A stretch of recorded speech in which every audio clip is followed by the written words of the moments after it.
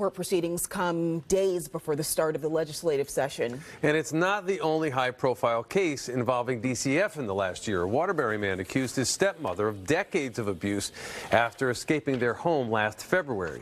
This is body camera video from that night when he was carried out of the home by first responders. NBC Connecticut political reporter Mike Savino is joining us now live from the Capitol. Mike, are lawmakers planning any legislation?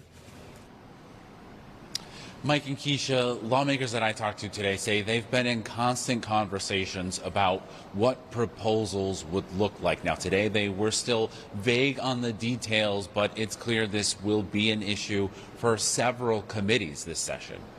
One of the key things that we're going to focus on is DCF. The Department of Children and Families has been in the spotlight for the last 12 months, ever since a 32-year-old man named S claims he started a fire in his Waterbury home to bring attention to decades of neglect and abuse.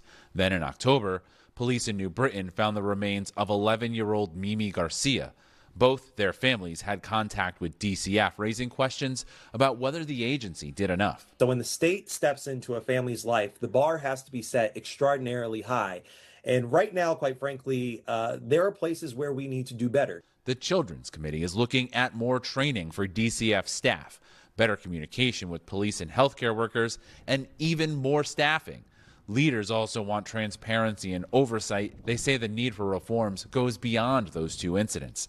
Then there's homeschooling. Unlike other states, Connecticut does not require homeschooling families to bring children to their local school once a year. The state's child advocate says neglectful parents can claim their homeschooling as a way to reduce contact with mandatory reporters, as was the case with Matthew Tirado, who died in 2017, and allegedly with S.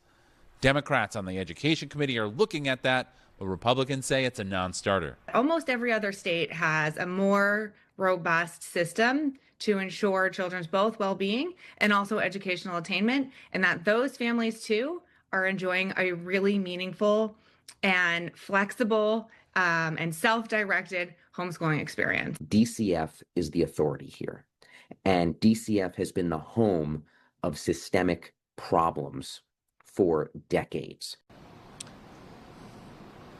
Now, Democrats say one of the reasons they were still vague on the details today is because they're trying to work out compromise and getting buy-in from Republicans, advocates, and even DCF itself. But we'll start to see proposals coming in once the session starts on Wednesday, and then from there, Democrats will have 3 months to try to reach that goal. Live from the Capitol, Mike Savino, NBC Connecticut News.